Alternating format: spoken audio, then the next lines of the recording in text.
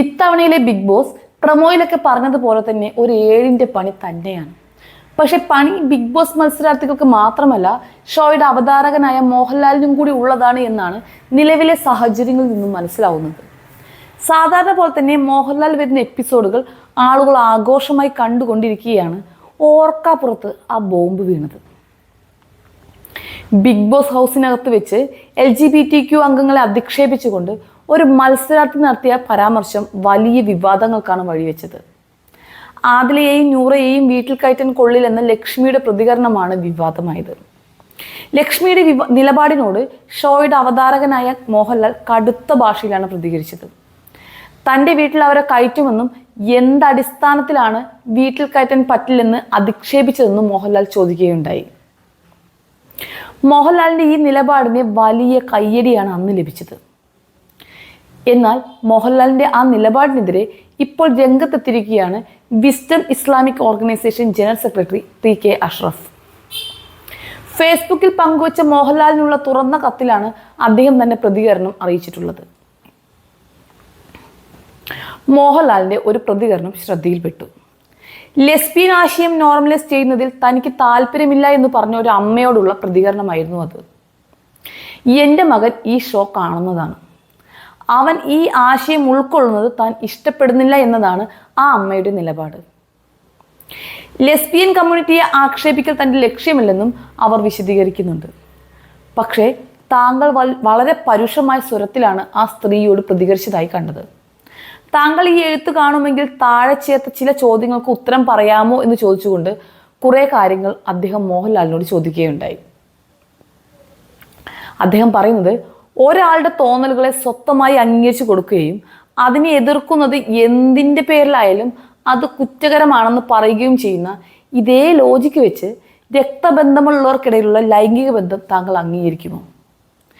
Pedophilia താങ്കൾ അംഗീകരിക്കുമോ? അതൊക്കെ അവരുടെ സെൽഫ് ഇഷ്ടങ്ങളല്ലേ? എങ്കിൽ അതിനെയും മോറലി അംഗീകരിക്കണം എന്നതായിരുന്നില്ലേ താങ്കൾ അന്ന് പറഞ്ഞത്?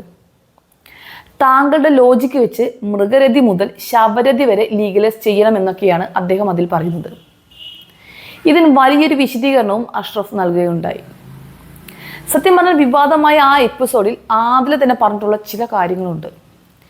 ജനിച്ചപ്പോൾ അവർ അങ്ങനെ അല്ലായിരുന്നുവെന്നും ഒരു പ്രായം കഴിഞ്ഞപ്പോൾ ഉള്ള ശാരീരിക പ്രവർത്തനങ്ങളുടെ ഫലമായിട്ടാണ് ഇങ്ങനെയൊക്കെ തോന്നിയതെന്നും ഇതേ അവസ്ഥയിൽ കൂടി കടന്നു പോകുന്ന ഒരാൾക്കല്ലാതെ മറ്റൊരാൾക്കും ഇതിനെ കോപ്പി ചെയ്യാൻ സാധിക്കില്ല എന്നുമൊക്കെ. അത് തന്നെയാണ് ഇതിൻ്റെ റിയാലിറ്റിയും. കുറച്ചുകൂടി വ്യക്തമാക്കിയാൽ, ഞാനൊരു ഹെട്രോസെക്ഷലാണ്. എന്നാൽ ലെസ്ബിയൻസിനോട് ഒരു വിരോധവുമില്ല എന്ന് മാത്രമല്ല, അതും നോർമലാണ് എന്ന് വിശ്വസിക്കാൻ തന്നെയാണ് എനിക്കിഷ്ടം. താമസിച്ച ഹോസ്റ്റലുകളൊക്കെ പല ലെസ്ബിയൻസിനെയും കണ്ടിട്ടുമുണ്ട്.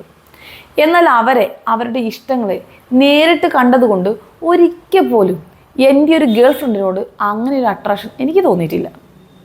പിന്നെ മോഹൻലാൽ ഇതിനെ നോർമലൈസ് ചെയ്യുന്നത് എന്തുകൊണ്ടാണെന്ന് അറിയാമോ? ഇത്രയും സിമ്പിളാണ്.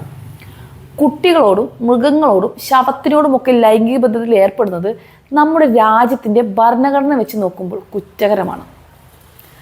മാത്രമല്ല അതൊരു മാനസിക വൈകൃതമാണെന്ന് തന്നെ പറയാം. അതിനെ മോഹൻലാൽ എന്നല്ല, നോർമൽ മനസ്സുള്ള ആരും ഗ്ലോറിഫൈ ചെയ്യില്ല. പകരം ചികിത്സ നേടാൻ പറയുകയുള്ളൂ. എന്നാൽ സ്വവർഗരതി നിയമസംഹിത തന്നെ അംഗീകരിച്ച കാര്യമാണ്. ഒരു ഇന്ത്യൻ എന്ന നിലയിൽ ഇന്ത്യയിലെ നിയമങ്ങൾക്ക് വിരുദ്ധമായി ഒരാൾ പ്രവർത്തിക്കുമ്പോൾ അതിനെ ചോദ്യം ചെയ്യാൻ ഏതൊരു പൗരനും അനുവാദമുണ്ട്. അത് മാത്രമേ മോഹൻലാലും ചെയ്തിട്ടുള്ളൂ. പിന്നെ ആദിലയും നൂറയും ഒന്നും ഈ മഴ കൊള്ളാൻ തോന്നുന്ന ലാഘവത്തോടു കൂടി ചെയ്ത കാര്യമല്ലത്. അവരുടെ ബോഡിയിലെ ഹോർമോണുകളുടെ പ്രവർത്തനങ്ങളുടെ ഫലമായി ഒരുപാട് ചിന്തിച്ചെടുത്ത തീരുമാനമാണത്.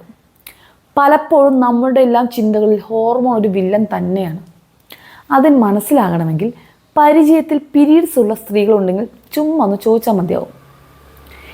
ഇതൊക്കെ കൃത്യമായി മനസ്സിലാക്കിയത് കൊണ്ട് മാത്രമാണ് മോഹൻലാൽ അതിനെ അങ്ങനെ പ്രതികരിച്ചത്. പിന്നെ പറ്റുമെങ്കിൽ ഈ അഷ്റഫ് നമ്മൾ 2025 ജീവിക്കുന്നത് എന്നുകൂടി ഒന്ന് ചിന്തിക്കണം കേട്ടോ.